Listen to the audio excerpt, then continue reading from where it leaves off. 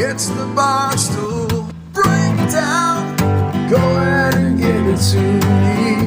Breakdown. Let's listen to those guys. Breakdown. What's happening in Barstool this week? Breakdown. It's ball time. It's ball time. It's ball time. All right, we're here with Nicky the Good, producer of the Mean Girls Pod, producer of Zero Blog 30, and formerly the producer of Wrestling. Sorry, Brandon Walker. How we doing, Nicky? We're good, man. We're real good. And just to clarify one thing, so Arya was actually the former producer. That whole theory that we had 20 producers was never actually the truth. I ran social. It was just that I was so invested that it appeared we had multiple producers. Yeah, definitely invested. You could tell just by your videos on Twitter alone that I'm sure we'll get into. Those are always one of my favorite things. I always like to lead with our, the first question. What got you into Barstool? I mean, were you a stoolie before? And then, because I see you have like a diverse history, but if you go into like what got you into it.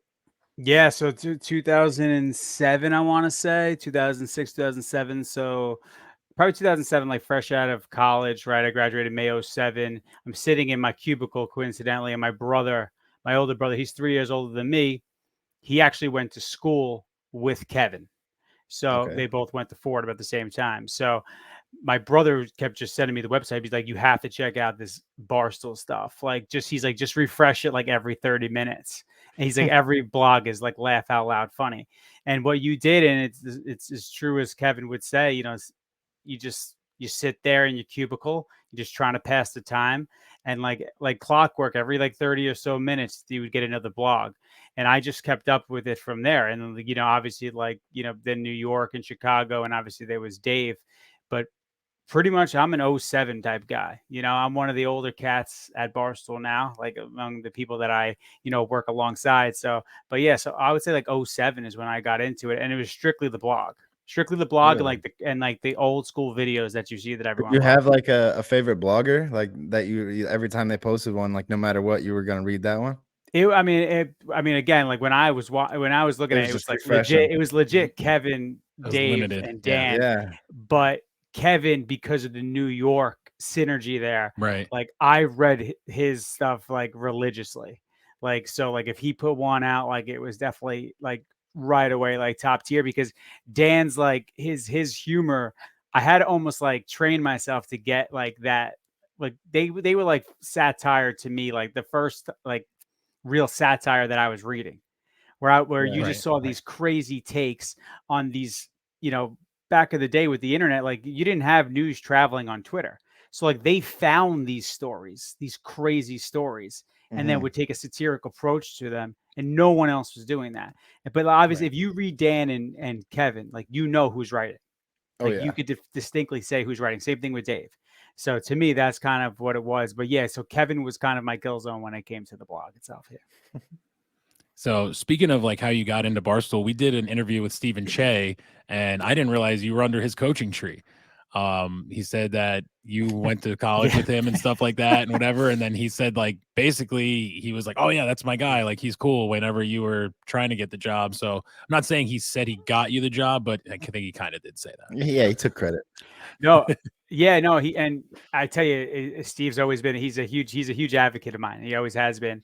I think it's also because he knows I'm like crazy. So like if he vouches for me, he knows that like you're going to get a guy that's going to go 0 to 60. And that's probably how anyone would like, I guess, describe me. Like, especially like at Barstool. Like if you give me something, like if Brandon Walker texts me right now, like he knows within 2 seconds he's getting a response from me, and like I'm ready to take action. Like I'll do whatever he asks me to do. Like that's just the way I am. But yeah, so with Che, I knew him in college. We both had the same path when it came to our careers, right? Like ad tech, like digital media. But then I was just, again, it comes back to what Kevin was saying. Sitting in my cube, just like, this is not what I want to do. And with happenstance, Robbie Fox launched a wrestling podcast called From the Top Rope on my birthday, which is June 14th. Oh, really? Oh, shit.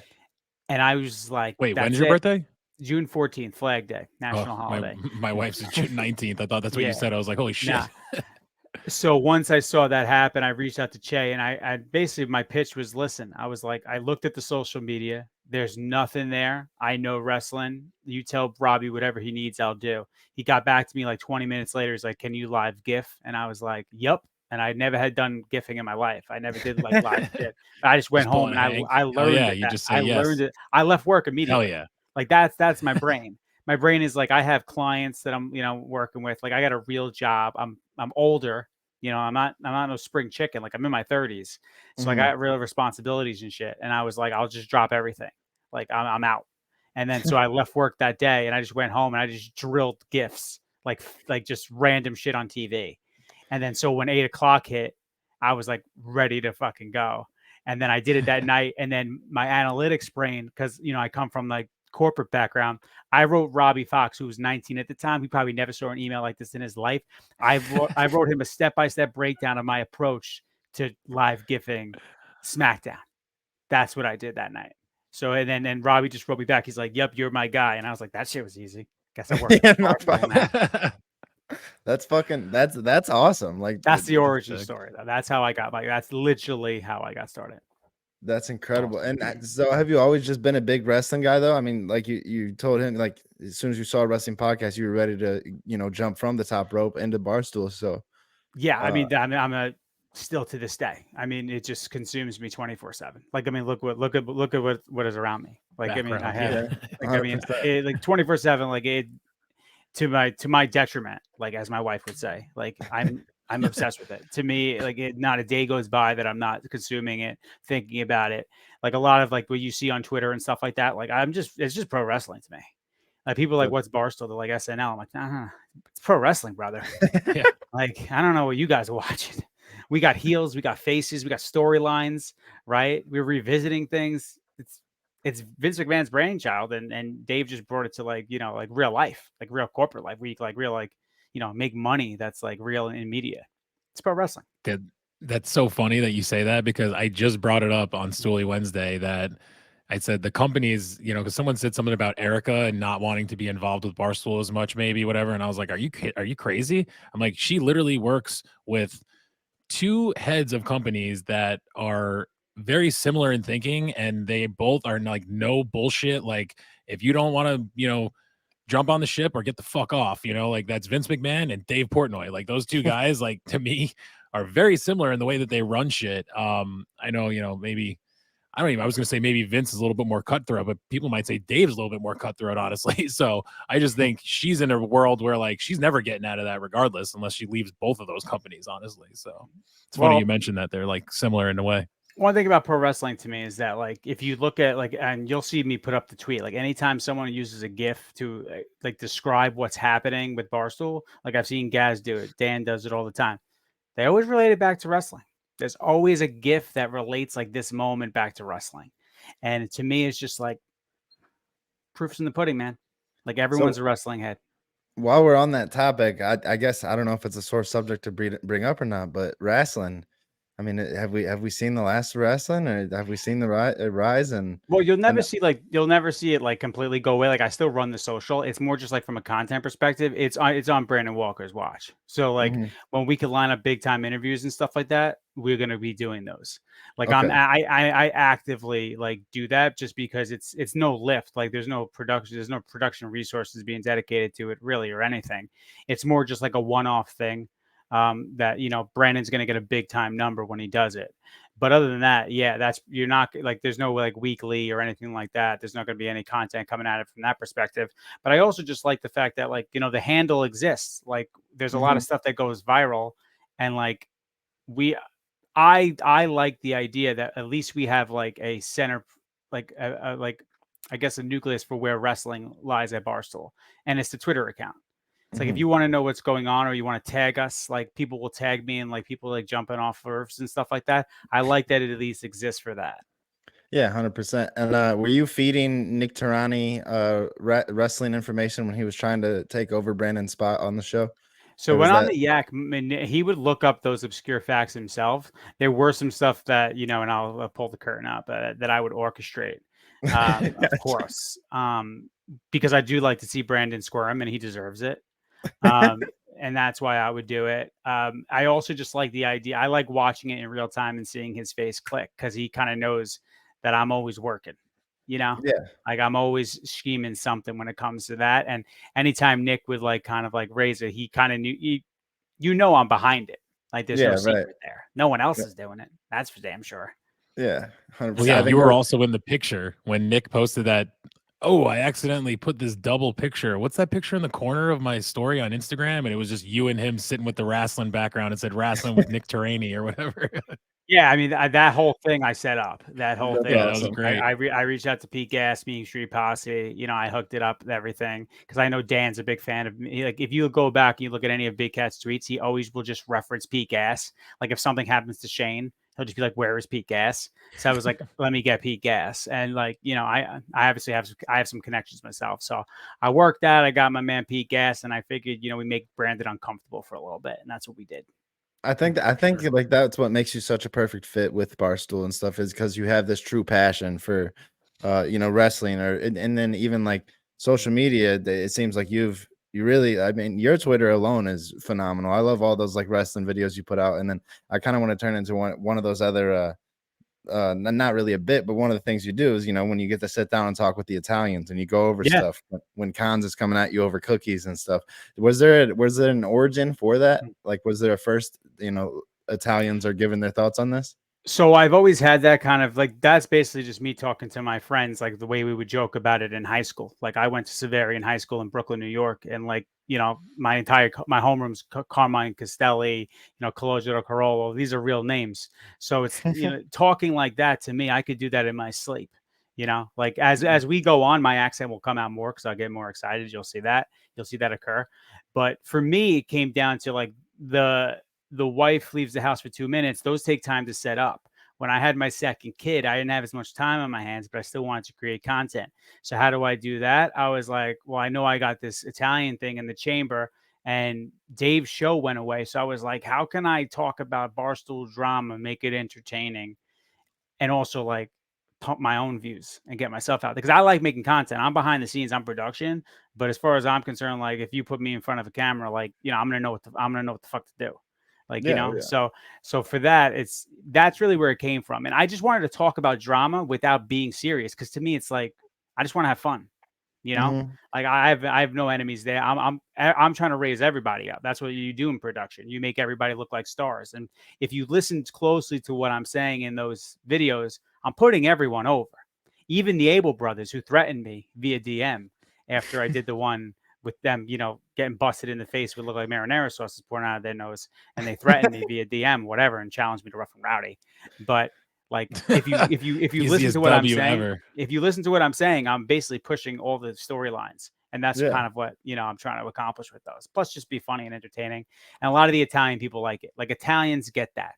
Like it's cringe. Like to a large portion of people, that skit is very cringe, and I understand that. But there's also you got to know as a content creator, there's a lot of other people that just enjoy it, and you just Yeah, don't Brother, care. You just do it. the Jersey Shore is cringe to a ton of people, and they're fucking millionaires, That's what I'm dude. saying. And that's like my guilty pleasure with my wife. Like whenever Thursday or Friday, she's always like, "Oh, can we watch Jersey Shore?" And I'm like, "All right, let's do it," because it just reminds me of like my family and friends like back home, like when I was Yeah. a kid. So it's like I get what you mean for sure, but you got to turn those people off, obviously. So Yeah, absolutely. Yeah, no, totally. I mean, there's something for everybody, and that's what you got to remember. Like you put it out there, some people are gonna like it, some people are gonna hate it. As long as you're talking about it, I don't give a shit.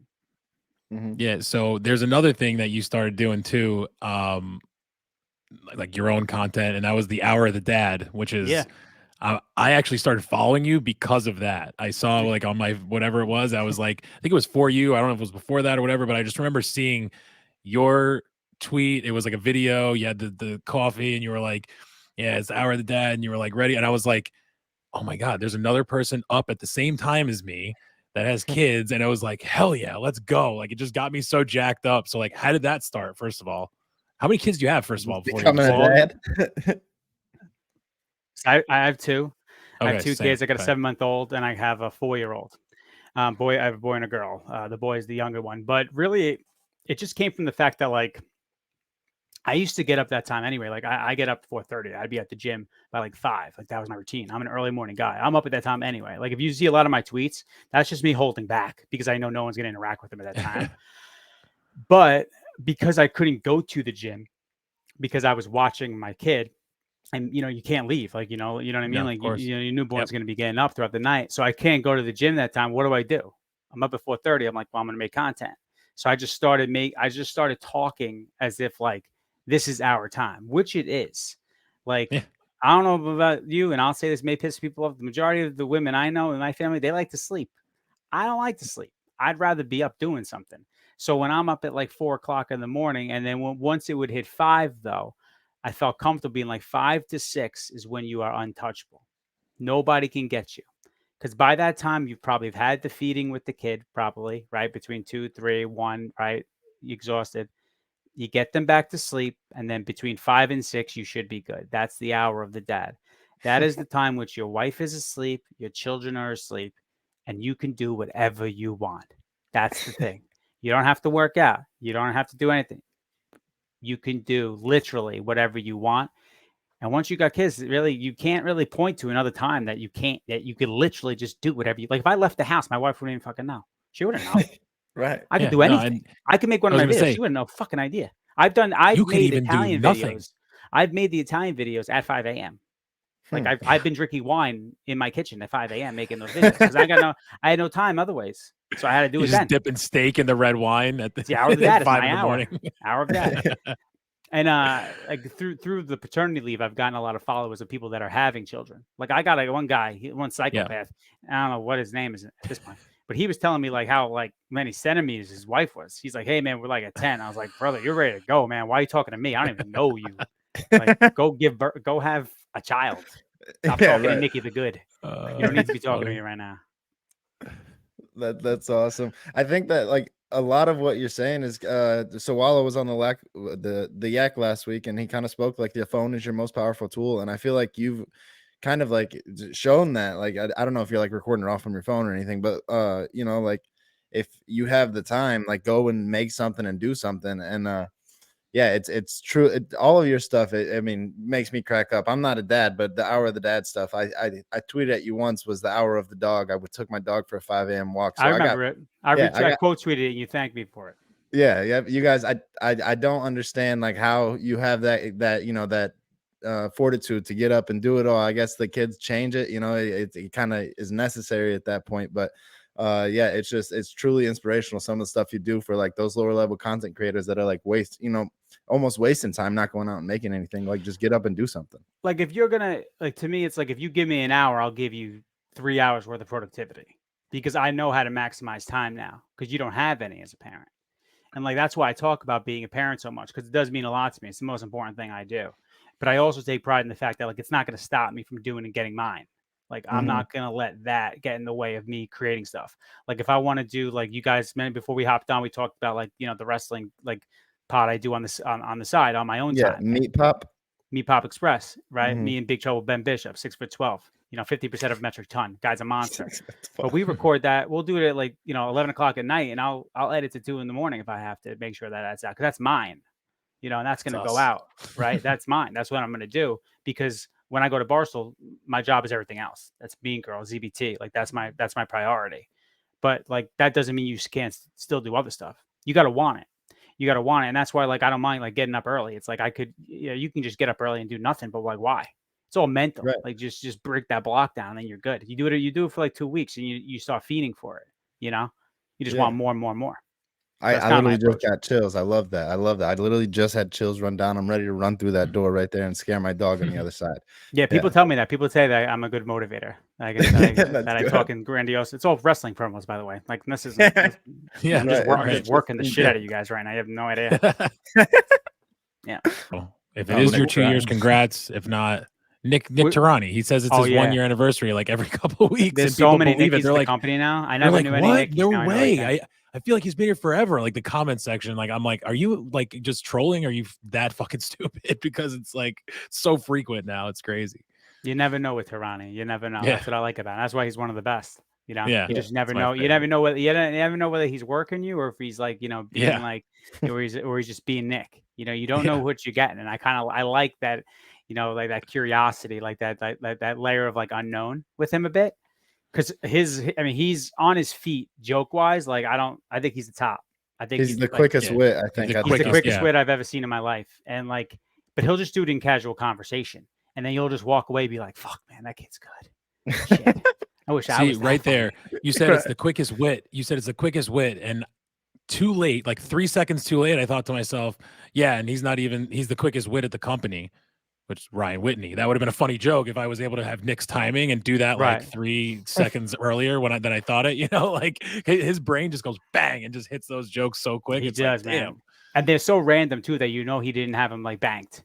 You know, Of like course, some of the yeah, stuff for that's sure. brought up in the yak is so random that like you couldn't have possibly have had that planted. Like it's impossible unless it was the entire thing was orchestrated, which you know it's not. So yeah, Right, he's right. he's one of a kind. He's one of the best. You had a tweet after Frank the Tank speech, Yeah. and something that I didn't know was an interesting caveat about you. So Frank the Tank gave you your first shot at producing, or maybe I have the tweet wrong.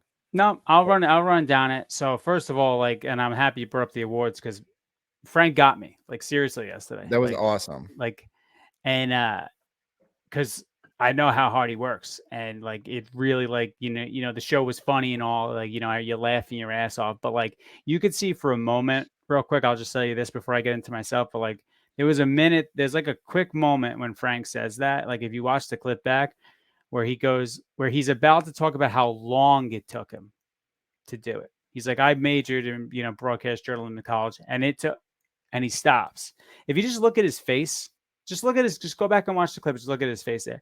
You can kind of see like it kind of caught him a little bit. Like it was like a sigh of relief, like where even Frank, who people they draw their conclusions because they see the rants and everything, but like Frank's Frank, it's just another guy, right? Like, Yeah. and yeah, that speech definitely like it hit me. But like what happened is that when From the Top Rope got canned, get it out of here for another wrestling podcast getting canned.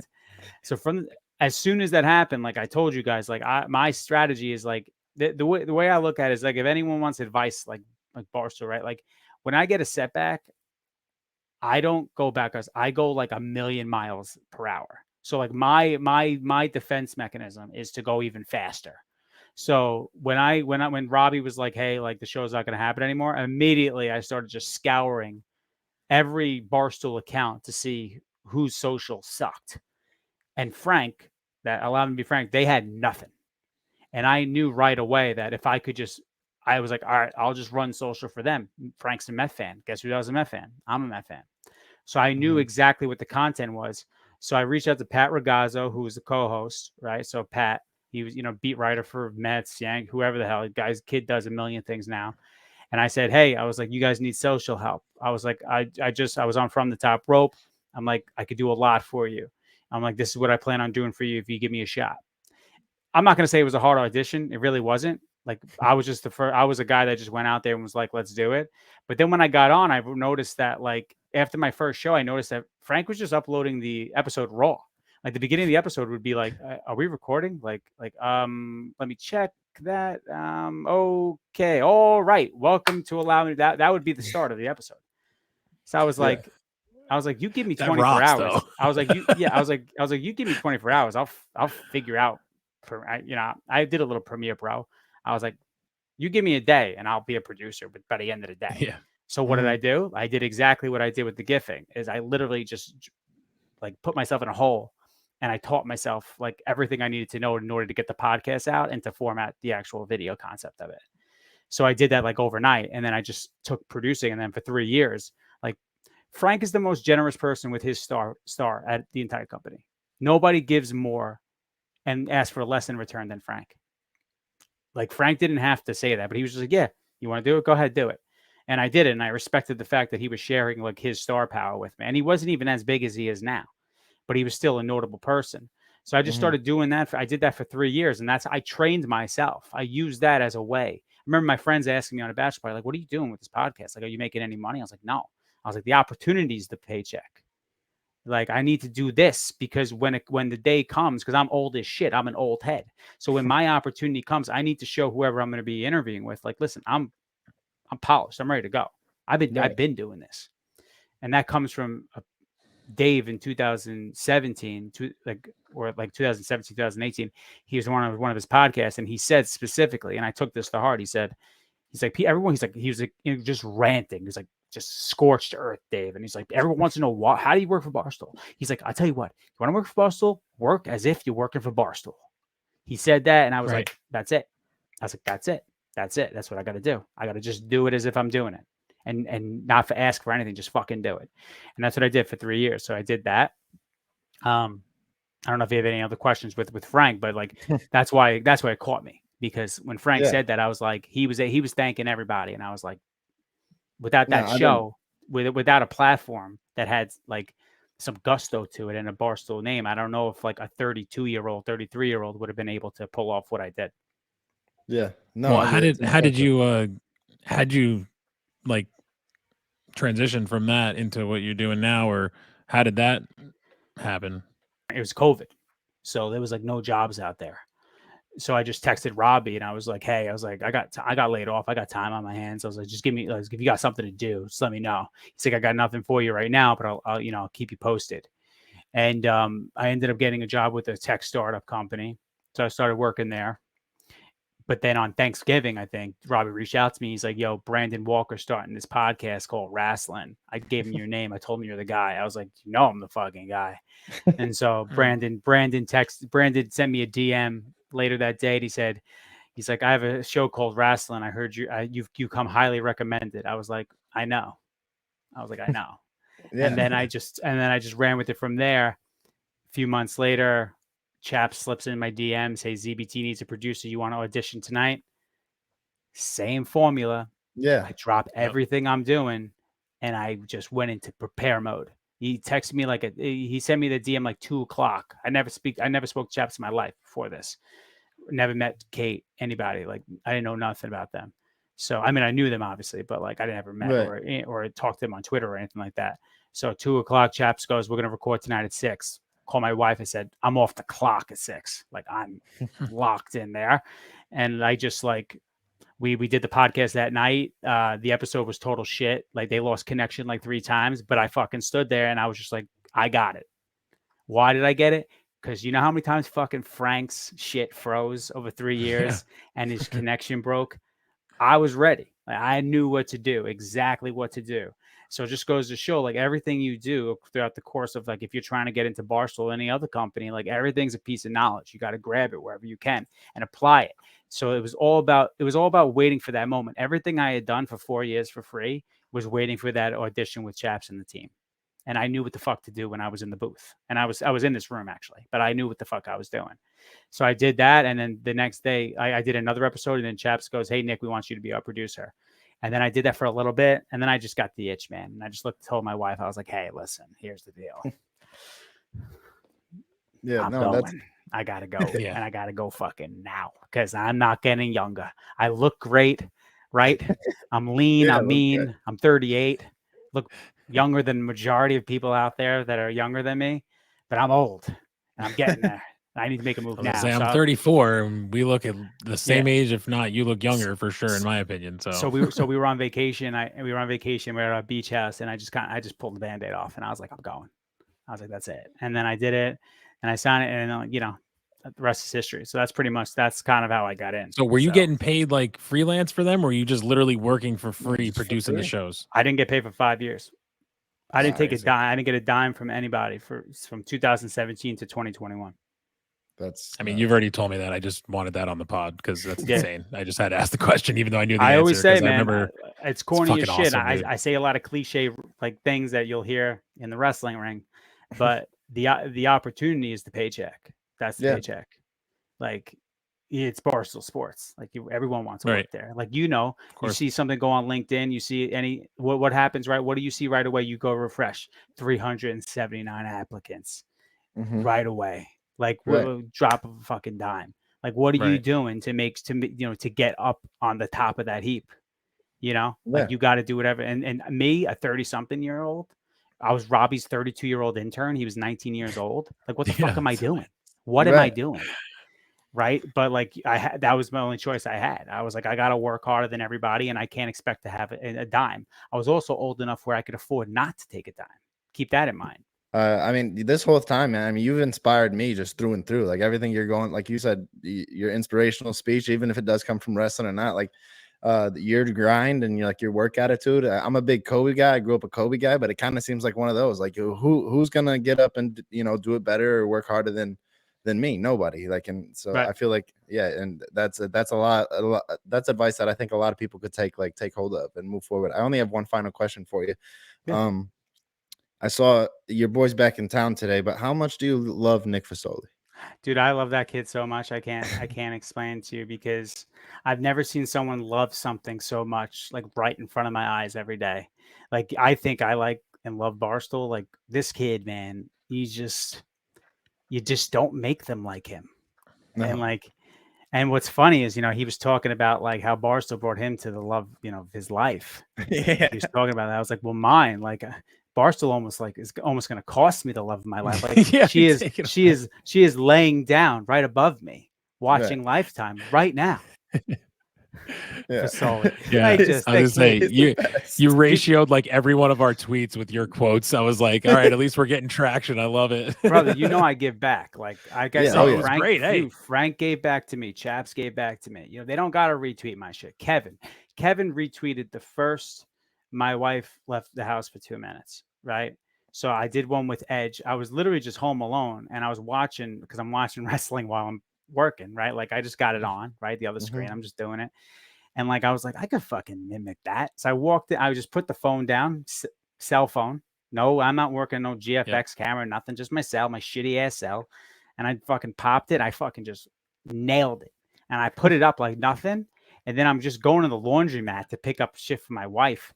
And I see KFC Barstool like just like like you are the biggest loser, but oh my God, like how did you sync that so perfectly?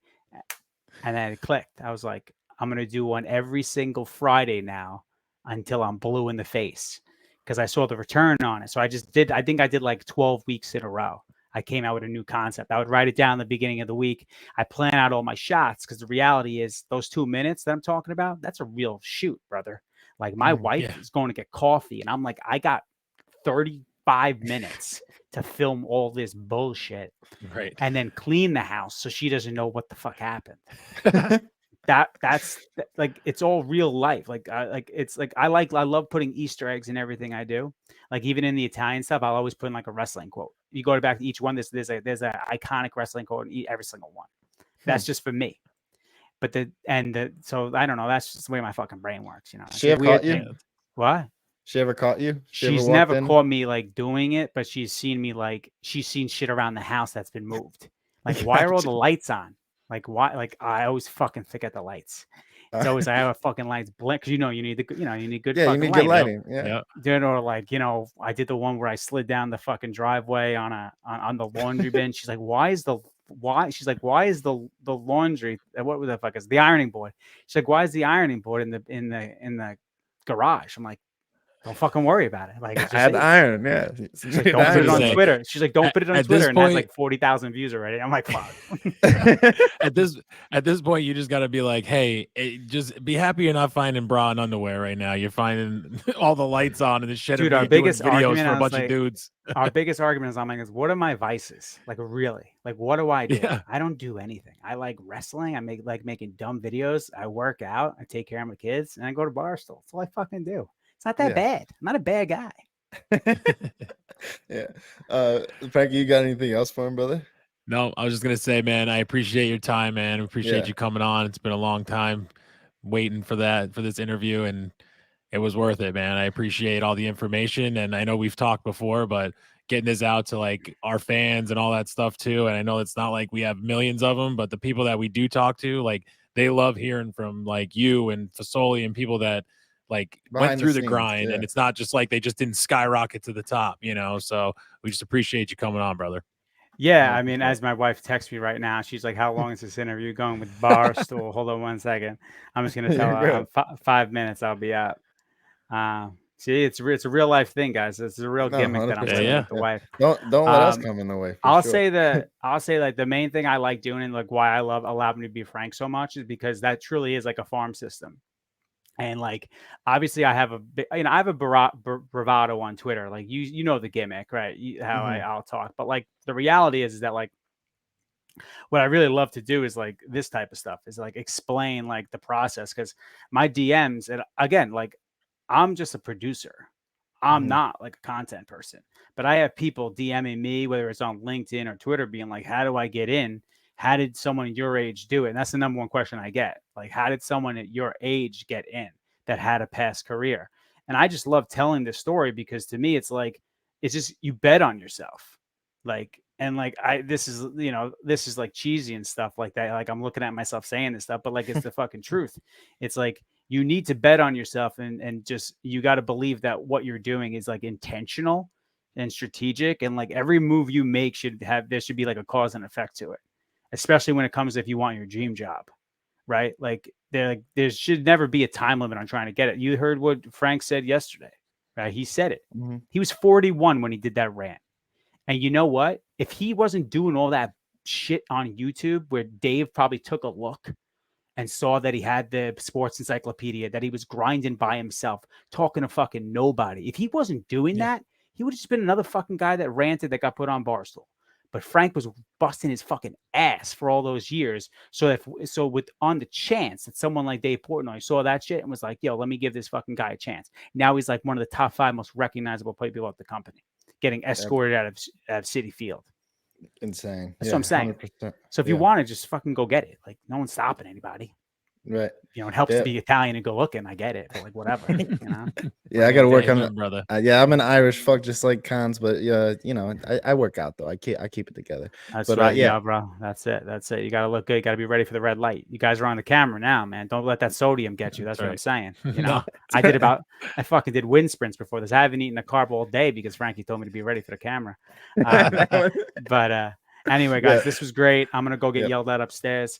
Yeah. But I appreciate Tell the you wife guys we said having thank me you, on. by the way. Make We sure will. she I sees say this. Frankie and Johnny said they really appreciate my time. Yeah. yeah, thank you so much, See, Nicky. All right, Well, guys, can't we'll say it talk enough. soon. Later, man. Appreciate you, peace, brother. bro. Have a good one. Bye.